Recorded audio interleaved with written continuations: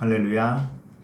오늘은 예수 그리스도께서 십자가에 못 박혀 죽으신 날입니다. 오늘 하나님의 말씀은 바로 예수 그리스도의 죽음의 의미라는 말씀으로 증거를 하겠습니다.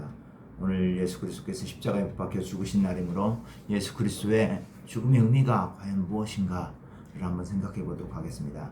크게 두 가지로 보도록 하겠습니다. 첫 번째, 예수 그리스도의 죽음의 의미는 언약적인 죽음입니다. 다른 말로 하면 새 언약의 제사로서의 죽음이고요. 두 번째는 고엘적 죽음, 대속적인 죽음이란 말 많이 들어보셨죠? 대속적인 죽음입니다. 자, 첫 번째 이제 언약적인 죽음이 무엇인가 보도록 하겠습니다. 구약 시대 때 하나님은 이스라엘과 언약을 맺었죠. 시내산에서 언약을 맺었습니다. 그래서 이스라엘 백성들에게 언약법을 주었어요. 그리고 언약법에 따라서 살아가도록 하셨어요. 그래서 그 언약법을 따라 살아가면 하나님께서 언약적인 축복을 내려준다. 언약을 따라서 살지 않으면 그 저주가 임할 것이다. 그리고 죽게 될 것이다. 이런 말씀을 하셨어요. 이게 바로 신명기 28장과 레위기 26장에 나오는 언약적 축복과 언약적 저주의 장이에요. 이 두 장이 그거에 대해서 대표적으로 얘기하고 있어요. 그런데 이스라엘 백성들 역사를 보면 이스라엘 백성들은 철저하게 하나님 앞에 불순종했죠. 언약법을 따라 살지 않았어요. 우상을 섬기고 정의와 공의와 하나님의 거룩과 신실하심을 다 짓밟아버렸죠. 그래서 결국 아수르에 멸망당하고 바벨론에 멸망당해서 끌려가게 되는데 결국 그래서 죽음이란 말이에요. 그 죽음. 근데 결국 죽음으로 끝나게 되는데 죽는다 해도 문제는 사실은 그 자신의 죄가 해결되지는 않아요. 사실은 결국 이 구약의 희생제도, 옛 언약의 동물의 제사 제도는 누구를 바라보고 만들어졌냐면 메시아에 의해서 완성될 때만 의미가 있는 거예요. 그래서 메시아를 바라보도록 되어 있어요. 그래서 메시아, 예수 그리스도께서 메시아로 오셔서 이제 그 옛 언약 하에서 옛 언약을 완전히 깨부셔버린 어긴 이스라엘 백성들을 죽어야 할 죽음을 대신 죽어주러 이 땅에 오신 거예요. 그래서 바로 예수 그리스도께서 십자가에 못 박혀 죽으신 것입니다. 그 죽음에 대해서 바로 누가가 22장 14절부터 20절까지 바로 그것을 예수 그리스도의 죽음을 새 언약의 제사로서의 죽음이다라고 말하고 있어요. 그래서 누가복음에서는 그 22장에서는 특별히 그 예수 그리스도의 죽음을 새 언약이다라는 예수 그리스도의 이제 피를 그러니까 상징하는 그 잔을 마실 때 새 언약의 잔이다라고 말씀을 하고 있어요. 그러니까 예수 그리스도의 죽음이 바로 새 언약의 제사로서의 죽음이다라고 보는 거죠. 그러니까 조금 말이 어려울 수 있는데 새 언약의 제사로서의 죽음이라는 것은 옛 언약을 완전히 꺼뜨려버려서 죽을 수밖에 없는 이스라엘 백성들을 위해서 죽으신 거라는 거죠. 그래서 그 죽음, 마땅히 이스라엘 백성들이 죽어야 될 그 죽음을 다 치루어 주신 거예요. 그게 바로 옛 언약적인 죽음이라는 거예요. 새 언약의 제사로서의 죽음이에요. 그래서 예수 그리스도께서 죽으심으로 말미암아 옛 언약의 질서는 개편이 되었어요. 바뀌고.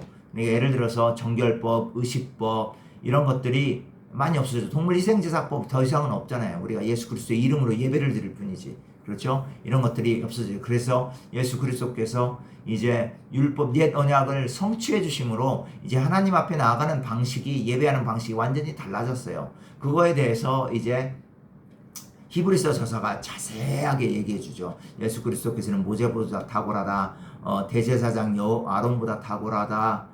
그래서 예수 그리스도께서 직접 친히 만들어내신, 친히 이루신 그 새 언약의 제사, 십자가에 못 박혀 돌아가시면 구약의 동물의 제사보다 훨씬 탁월하다. 이렇게 말씀해 주고 있는 거죠.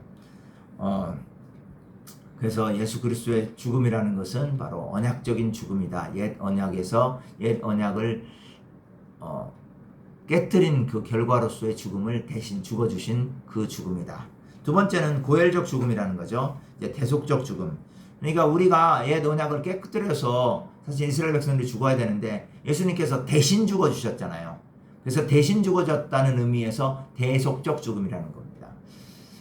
그런데 구약의 그 희년제들을 보면 어떤 사람이 가난해져 가지고 결국 계속해서 그래도 먹고 살고 농사를 짓기 위해서 자기 땅을 팔고 집을 팔고 자기 자녀들을 노예로 종으로 다른 사람에게 팔아 넘겨야 될 경우가 있어요. 그럴 경우에 자기는 돈이 없잖아요. 그죠? 그렇기 때문에 가장 가까운 일가 친척이 와서 그 팔린 땅, 집, 그리고 종으로 팔린 아들, 딸들을 다시 돈을 내서 다시 사줘야 돼요. 다시 원래 돌려줘야 돼요. 자기 가까운 친척한테.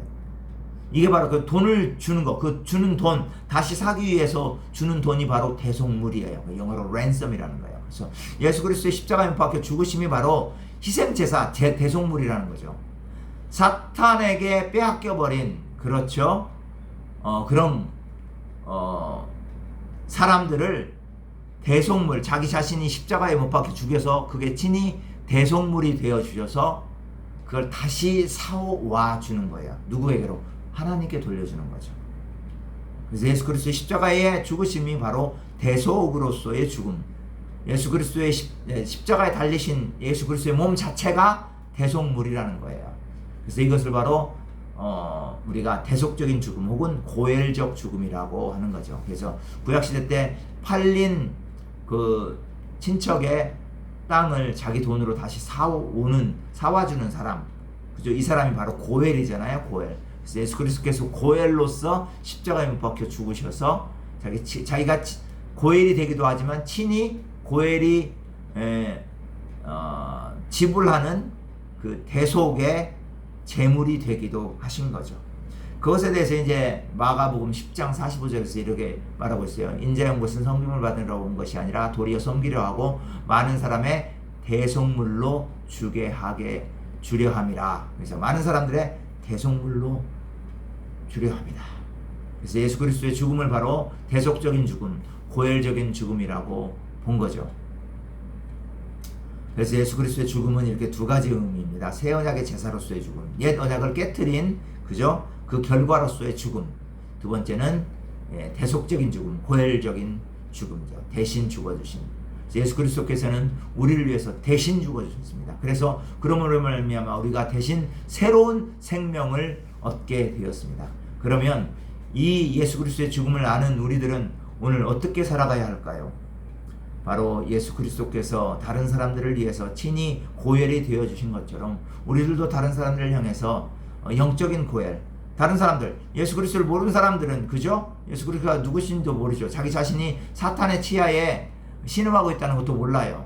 그렇기 때문에 우리가 예수 그리스도의 복음을 증거해 주셔서 예수 그리스도께서 우리의 대속적인 죽음이 되어주셨다, 대속물이 되어주셨다, 고엘이 되어주셨다라는 걸 선포해야 돼요. 가르쳐줘야 돼요. 그래서 그들이 주님 앞에 돌아올 수 있도록 하는 것, 이것이 바로 고엘적인 삶일 것입니다.